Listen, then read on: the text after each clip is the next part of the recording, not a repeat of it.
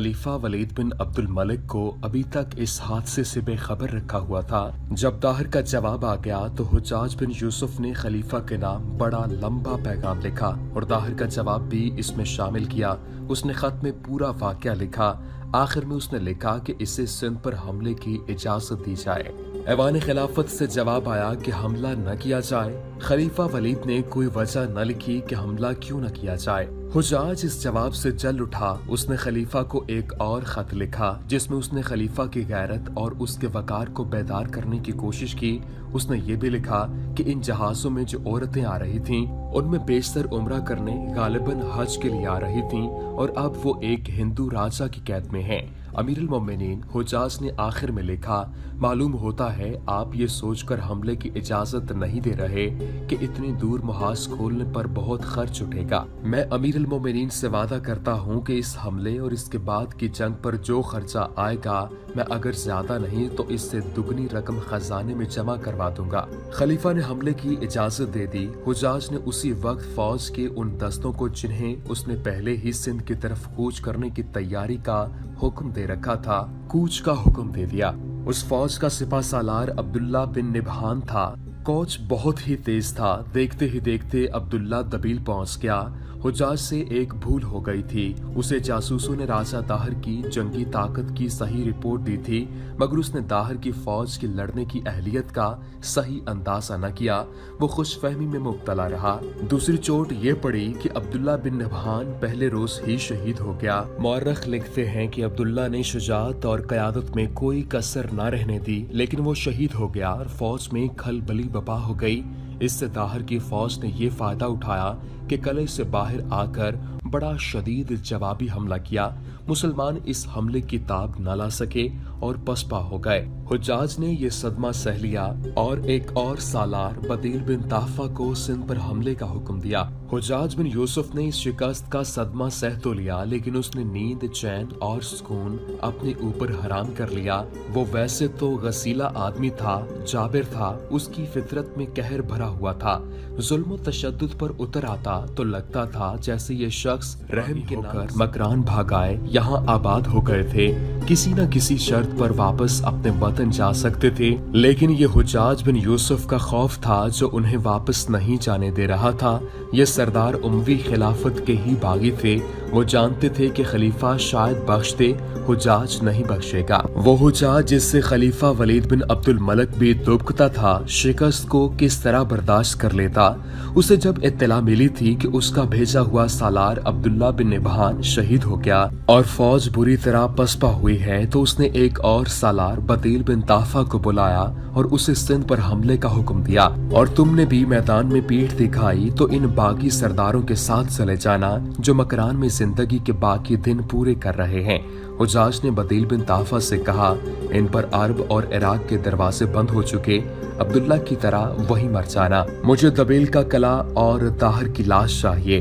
तेरा इकबाल बुलंद हो इब्ने यूसुफ। बदील बिन ताफा ने कहा, अब्दुल्ला ने पीठ नहीं दिखाई थी। मैं वहाँ से वापस आए हुए सिपाहियों से पूछ चुका हूँ कि सबब क्या हुआ अपनी शिकस्त का। सब ने अपने सालार की तारीफ की। कहते हैं वो दुश्मन से मगलूब होकर नहीं मरा, वो दुश्मन पर गालिब आने के लिए उनके कलब में चला गया था, मगर दाहिर हाथी पर सवार था। इब्ने निबहान की शुजाअत और शहादत पर सिंध की रेत न डाल इब्ने यूसुफ। तू अमीर इराक है, खुदाई ताकत अपने हाथ में लेने की कोशिश न कर। खुदा की कसम इब्ने ताफा, मैं तेरी जुर्रत पर खुश हूँ। हुज्जाज ने कहा, ये निदामत है जो मुझसे ऐसी बातें करा रही है। जरा सोच, खलीफा सिंध पर हमले से खुश नहीं था। मैंने उसे बहुत मुश्किल से राजी किया और उससे हुक्म लिया था। मुझे शिकस्त ने इतना शर्मिंदा नहीं किया जितना अमीरुल मोमिनीन के इस पैगाम ने बेहाल किया है जो शिकस्त की इत्तला मिलने पर उसने मुझे भेजा है। उसने कहा है, क्या अब भी नहीं समझोगे कि मैंने तुझे सिंध पर हमले से क्यों रोका था? क्या अब ईवान खिलाफत से हमें हमले की इजाजत मिल जाएगी? बदील ने पूछा, मुझे किसी की इजाजत की जरूरत नहीं। हुज्जाज ने कहा, ये मेरी शिकस्त है, ये इस्लाम की शिकस्त है, मैंने इसे फतह में बदलना है। मैं अमीरुल मोमिनीन को समझाना चाहता हूँ कि सिंध पर हमला और कब्जा क्यों जरूरी है। तू भी समझ ले इब्ने ताफा, मुझे दो आदमियों ने शिकस्त दी है, राजा दाहर ने और खलीफा इब्ने अब्दुल मलिक ने। अगर तूने भी वही किया जो पहले हो चुका है तो मेरे हाथ हमेशा के लिए बंध जाएंगे और वो हिंदू इन मुसलमानों को कमजोर और बेआसरा समझने लगेंगे जो हिंदुस्तान के साहिली इलाकों में और सरनद्वीप में आबाद हैं। सिंध के डाकू इनके जहाजों को लूटते और उन्हें कैदी बनाते रहेंगे। ऐसा नहीं होगा इब्ने यूसुफ, बदील बिन ताफा ने कहा। और ये भी सोच इब्ने ताफा, हुजाज ने कहा, मुझे अपने वतन और अपने मजहब की एक बेटी ने पुकारा था, वो दाहर की कैद में है। उसकी पुकार मुझ तक पहुंचाने वाले ने मेरे सामने जान दे दी थी।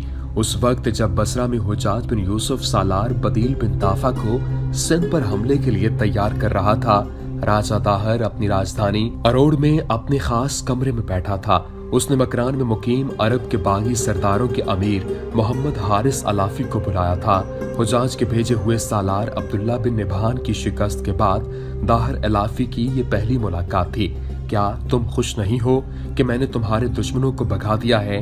राजा दाहर ने मोहम्मद हारिस अलाफी से पूछा। नहीं, अलाफी ने कहा, ये शिकस्त बनु उमैया की नहीं, ये इस्लाम की शिकस्त है, ये सल्तनत इस्लामिया की शिकस्त है। फिर तुम हमारी फतह पर खुश नहीं हो? राजा दाहर ने कहा।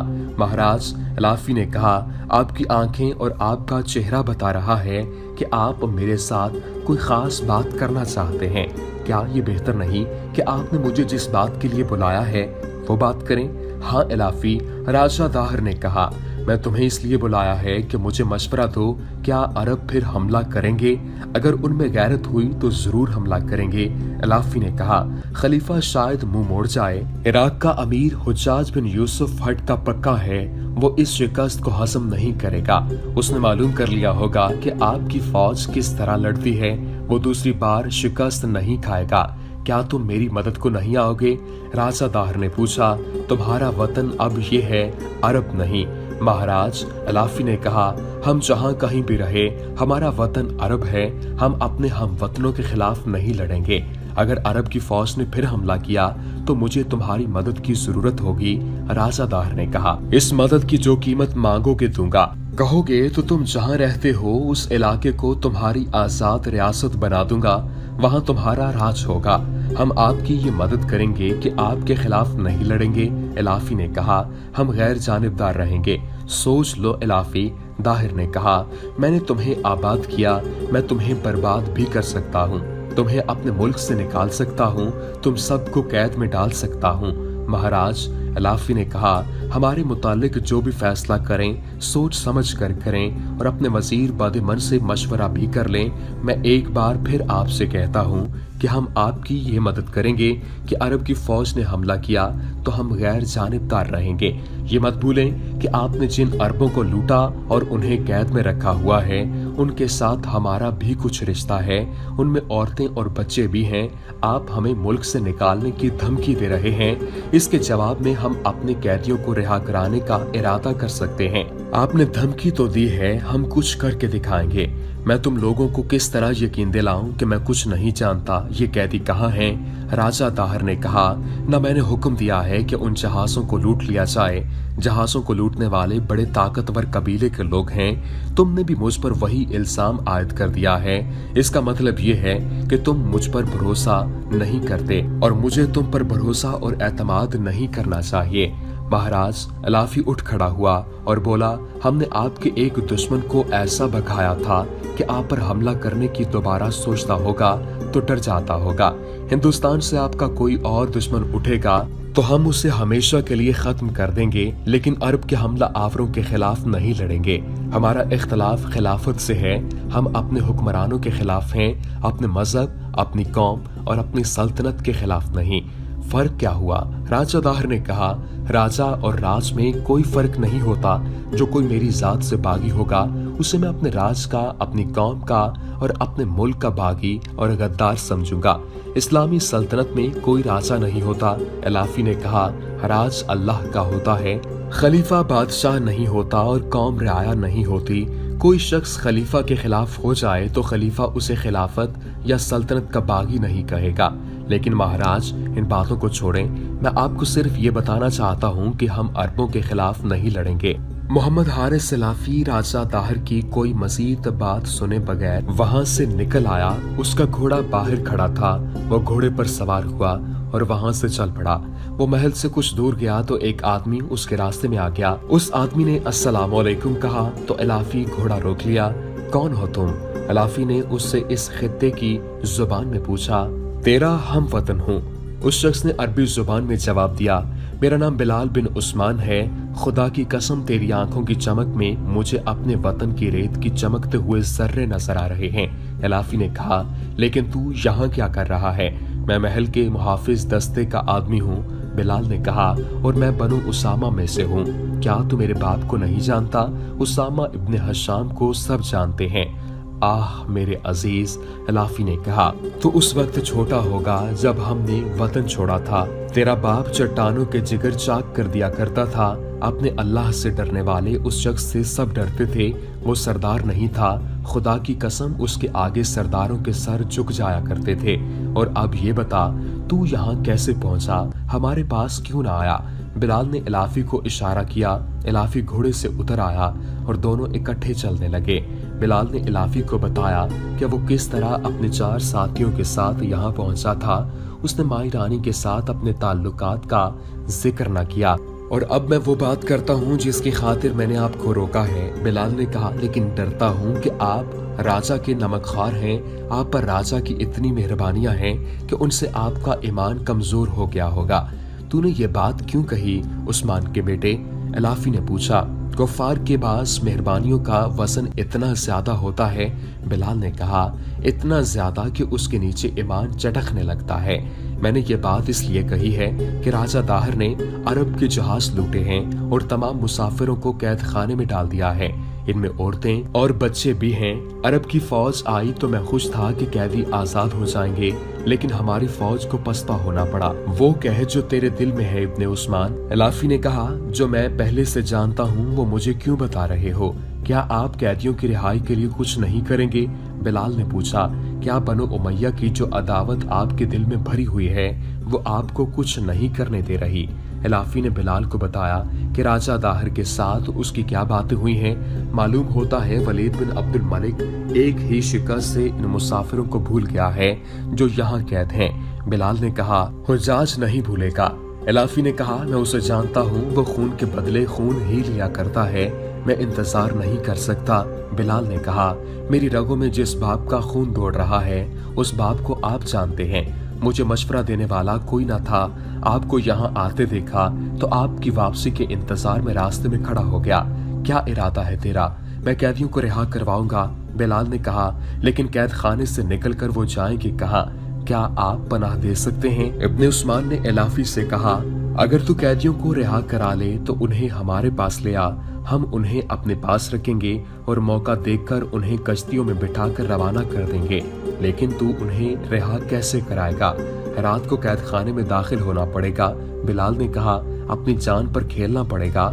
हो सकता है हम कैद खाने में किसी तरह दाखिल हो जाएं और वापस ही ना आएं। कितने आदमी अंदर जाओगे? ज्यादा नहीं, बिलाल ने जवाब दिया, 3 या 4 आदमी होंगे। बिलाल और इलाफी चलते रहे और कैदियों को फरार कराने का मंसूबा बनाते गए। कले का दरवाजा आ गया।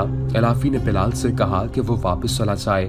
बिलाल वापस आ रहा था तो उसके जहन में कैदियों के फरार का मंसूबा कलाबाजियां खा रहा था। इलाफी ने मदद का वादा किया था और उससे बड़ी अच्छी तरकीब बताई थी।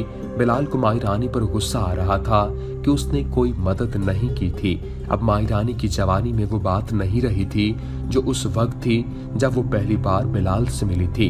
लेकिन वो बूढ़ी भी नहीं हो गई थी। वो रानी थी। उम्र आगे बढ़ गई थी लेकिन रानी जैसी पीछे रह गई थी।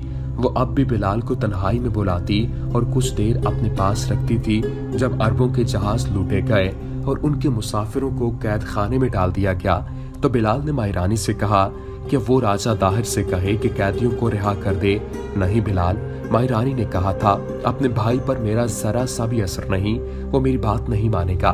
बिलाल ने रानी को मोहब्बत का वास्ता देकर कहा था कि वो राजा दाहिर से बात करके तो देखे, लेकिन माई रानी ने बिलाल को टाल दिया था और ये भी कहा था कि वो राज के कामों में दखल नहीं दे सकती। माई रानी ने बिलाल को साफ टाल दिया था। फिर भी बिलाल के दिल में माई के खिलाफ जरा सी भी खफगी नहीं थी। उसने बिल्कुल सही समझ लिया था कि माई रानी राजा ताहिर के आगे मजबूर है और वो माई की दखल अंदाजी पसंद नहीं करता। इधर सिंध में इलाफी और बिलाल कैदियों की रिहाई की स्कीम बना चुके थे। उधर बसरा में हुजाज बिन यूसुफ अपने सालार बदील बिन ताफा को आखिरी हिदायत दे रहा था। उन्हीं दिनों सालार बदील ओमान में अपनी फौज के साथ होता था। हुजाज ने उसे वहां से बुलाया था। इब्न ताफा, हुजाज ने कहा, तू तो समझ चुका होगा कि सिंध पर हमला और कब्जा क्यों जरूरी है। मैं तो पहले ही सिंध के तमाम तर साहिली इलाके पर कब्जा करने के मंसूबे बनाता रहता था। इसका मकसद तो भी समझता होगा। हाँ इब्न यूसुफ, बदील बिन ताफा ने कहा, सरमदीप वगैरह से हमारे जहाज इसी सूरत में बाहिफाजत आ सकते हैं कि सिंध के साहिली इलाके में हमारा कब्जा हो। खुदा की कसम तू मेरे दिल की बातें जानता है, हुजाज ने कहा, और तू ये भी जानता होगा कि अमीरुल मोमिनीन अमन पसंद इंसान है। वो आराम और इत्मीनान से हुकूमत करना चाहता है। इस तरह के हुक्मरान दुश्मन को भी दोस्त समझ लिया करते हैं, लेकिन वो ये नहीं समझते कि दुश्मन दुश्मन ही रहता है और जो दोस्त होते हैं वो भी दुश्मन बन जाते हैं। ये तो मैं तुझे बता चुका हूँ कि अमीरुल मोमिनीन ने मुझे सिंध पर हमले से रोक दिया था। अब मैं भी इससे पूछे बगैर हमला कर रहा हूँ। क्या अमीरुल मोमिनीन बिगड़ेगा नहीं? सालार बदील ने पूछा। बिगड़ेगा तो क्या कर लेगा? हुजाज बिन यूसुफ ने जवाब दिया, मुझे अपनी कौम की गैरत अजीज है। खिलाफत के तख्त पर बैठकर वलीद बिन अब्दुल मलिक को ये एहसास भी नहीं रहा कि हम इस तरह एक लुटेरे हिंदू राजा से दब गए तो कल वो हमारे साथ बराह रास्त छेड़छाड़ शुरू कर देगा। ब्राह्मण की ज़हनियत को मैं जानता हूँ। जिस महाराजा ने अपनी सगी बहन को बीवी बनाकर रखा हो उस पर किस तरह भरोसा किया जा सकता है। एक और बात पर तूने गौर नहीं किया इब्न यूसुफ? सालार बदील ने कहा, सिंध के राजा ने 500 अरब मुसलमानों को पनाह दे रखी है। मैंने सुना है कि ये अरब इसकी एक लड़ाई में भी लड़ चुके हैं और उन्होंने इसके एक ताकतवर दुश्मन को शिकस्त दी है। क्या ऐसा नहीं होगा कि ये अरब हमारे खिलाफ लड़ाई में शामिल हो जाएं? हो सकता है, हुजाज ने कहा। मैंने जासूसों के जरिए इन पर नजर रखी हुई है। अभी तक कोई ऐसी इत्तला नहीं मिली कि ये अरब हमारे खिलाफ उठेंगे। अगर वो हमारे खिलाफ मैदान में आए तो हमें हैरान नहीं होना चाहिए और परेशान भी नहीं होना चाहिए। वो हमारे बागी हैं। कुछ ऐसे हैं जिन्हें हमने जिला वतन किया था और ज्यादातर ऐसे हैं जो खुद चले गए थे। इनके दिलों में बनु उमैया के खिलाफ जो कदूरत भरी हुई है वो इन्हें हमारे खिलाफ जरूर उकसाएगी। तुझे इस सूरत हाल का सामना करने के लिए तैयार रहना चाहिए। उम्मीद करते हैं